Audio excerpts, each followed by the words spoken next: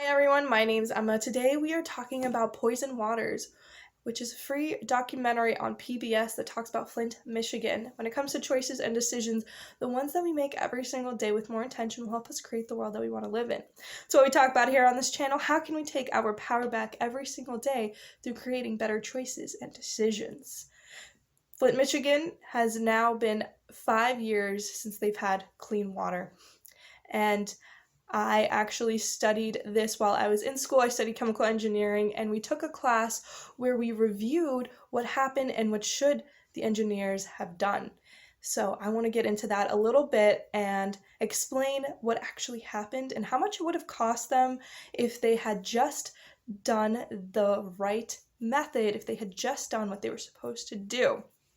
So, most pipes in the US are actually lead pipes, but what keeps lead from seeping into the water system is there is this corrosion layer. And this corrosion is buildup of different chemicals, and in order to make sure that this buildup continues to be there, there is a chemical that is anti-corrosion that is added into it to make sure that this corrosion that is insulating the pipe on the inside continues to be there. And this allows water to flow through without it ever touching those lead pipes. So that is the way that they have gotten around the lead pipes leaching into the water. So what happened in Flint was they wanted to save the town more money when it came to their water source, so they switched them from one river to another water source, and by doing that they had to switch the system, the plant that was going to be filtering out this water that was then going to be sent through the pipes. And because of that, they switched to an older plant, a plant that didn't have the chemicals that were needed to be put into the water for Flint. And because of that, the corrosion that keeps the water from touching the lead pipes was eroded, and that protective layer disappeared, and then the water was directly touching the pipes and lead seeped right into the water. And that is the reason why the residents of Flint, Michigan have lead in their water. Now, there was multiple places of error. The engineers who were on the project did not speak up and say, hey, we need to make sure this chemical is added. Once it was known that the chemical wasn't added, the public wasn't told, the public wasn't made aware, so there was quite a while before people even knew that there was lead in the water. And because of that, the reason that they found out was because children began to get sick. And over 8,000 children have lead poisoning that live in Flint, Michigan. And because of that, we really understood that this was such a big engineering failure that yes, the town should have been more on top of it, but the engineers should have done their jobs even better. And because of that, we did the calculations of how much would it have cost to just add this chemical in and not wait until it was too late. And the thing about that buildup on the pipes on the inside is that it takes years for that buildup to grow and to actually protect the water from the pipes. So even when they started to add this chemical in to start letting this buildup grow so that the water wasn't touching the pipes, it takes a long time. So that is why they still do not have access to clean water. And the town was no longer able to switch back to the old water source. I think they are still in the process of doing that. Or even if they have, because of the buildup in the pipes no longer being there, it doesn't actually matter where the water is coming from. That buildup is not there. So that is why they still do not have access to clean water. That buildup has not had enough time to grow. And I was working with a team and we did the calculations, and I was shocked to find out it would have cost maybe a few dollars for the entire system to have enough of that anti-corrosion chemical added to the water system.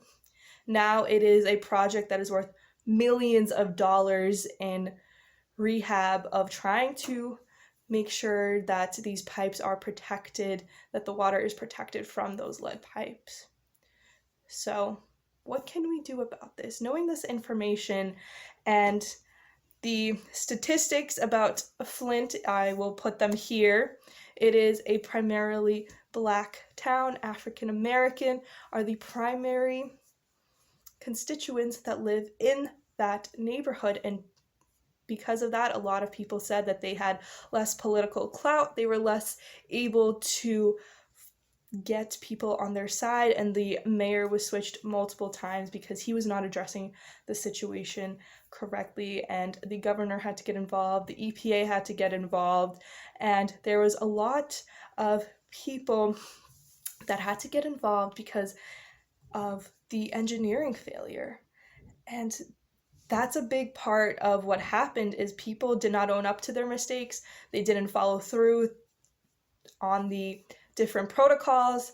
They skipped a step, and when they figured out that the step was skipped, they did not notify the proper authorities and the people being affected by it. So there was multiple human errors that compounded, and we were brought to this situation where 8,000 children are now dealing with lead poisoning. So what can we learn from this? A lot of what has happened in the country regarding environmental racism. This is one of the biggest cases of environmental racism because of the publicity. There's many other cases. I will post some of the cities where environmental racism is continually being prominent right here, and I just want to bring awareness to this, that a lot of these problems could be solved very quickly, very efficiently, if people owned up to their mistakes, if people acknowledged what was happening, if people acknowledged what should be happening, and because of that, the situation has escalated, and lead poisoning is not something that can be reversed. Once lead is in your system, like other endocrine disrupting chemicals, it is in your system and is going to continue to affect the body. Lead is an endocrine disrupting chemical, meaning that it disrupts the endocrine system, and that is the most sensitive system that is taking care of the hormonal system and really keeping the body in balance. So having children be struggling with that for the rest of their lives is very difficult, and there is no cure for it. There is no cure to lead poisoning, to mercury poisoning, to having EDCs, endocrine disrupting chemicals, in your body. There is no cure for that. So Poison Waters really went into the depth of that, into looking at what happened, looking at who was being affected, what was being done, and more importantly, what wasn't being done, and how this case of environmental racism has become an American story. It is something that continues to be part of what has happened in America and continues to happen. And because people are not aware of what happened, of why Flint is such a big problem, it is because people aren't being told about it. People are not being told this information, and we also need to go and seek this information out.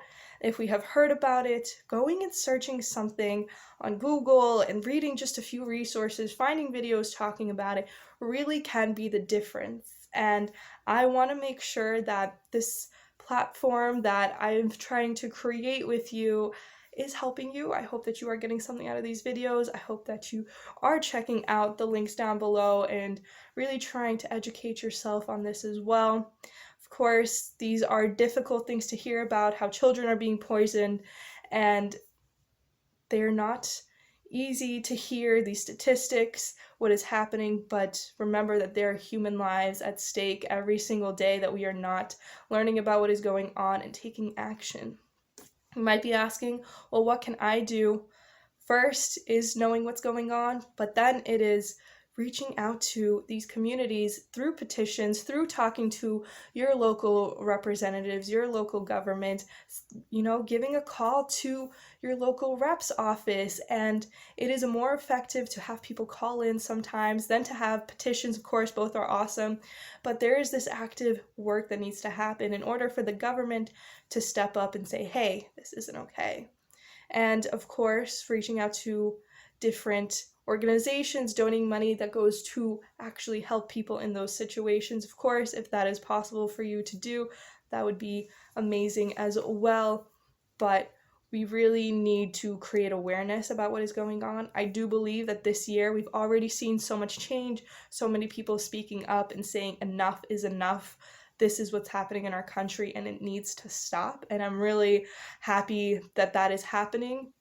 Of course, the reasons why it's happening are not good, and we need to keep talking about it if we want to make a change, if we want to be that change in the world. And that is why we talk about intentional choices every single time we make a choice.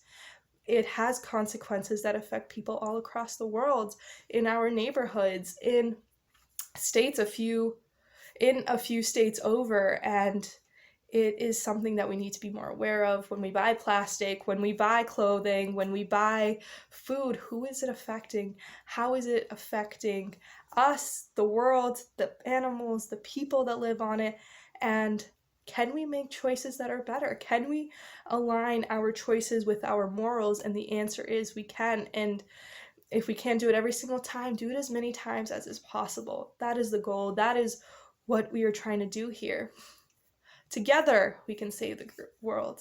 But together, we need to be choosing to make better choices and decisions. So I hope you check out Poison Waters. It is a fantastic documentary. They go into a great detail.